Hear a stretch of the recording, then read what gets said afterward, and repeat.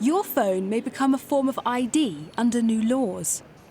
The BritCard will be a mandatory digital ID card system.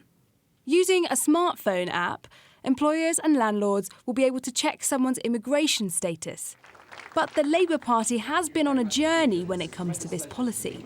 That's why we propose to introduce identity cards to use the technology of tomorrow, biometric cards with retina scans and fingerprints to ensure that we better identify and control who's in the country legally and who's not. In 2005, under Tony Blair, Labour tried to implement ID cards unsuccessfully after concerns around privacy, and those concerns remain today. What we've seen in countries like Greece and Germany, which have large underground economies, which have irregular migration, and which also have mandatory ID, is that there is no correlation between having mandatory ID and reducing irregular migration. But what we do know is that mandatory digital ID excludes people.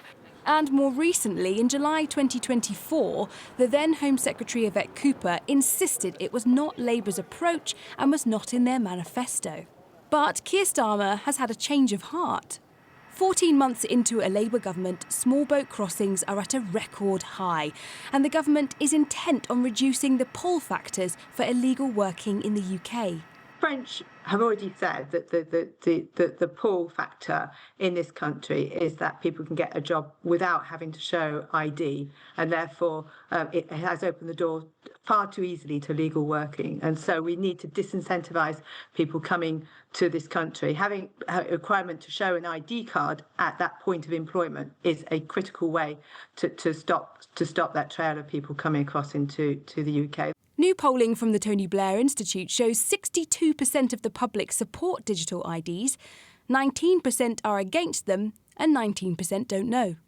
If you break it down by political party, 78% of Labour voters are in favour of digital ID and 73% of Conservative voters. Whereas that falls among voters for the smaller parties, with Reform voters the least likely to be in favour of digital IDs. Number 10 wants to be seen to be gripping the issue of illegal migration. But with no progress on small boats, Keir Starmer is under intense pressure to be more radical. And parties like the Lib Dems, the Greens and Reform UK have all categorically said they are against this policy. This trade-off between freedom and security has clearly angered several political parties and perhaps some voters too. Over the last 20 years, our lives have moved ever more online. The one thing that hasn't changed is this debate is likely to be as contentious as ever. Mari Aurora, Sky News, Westminster.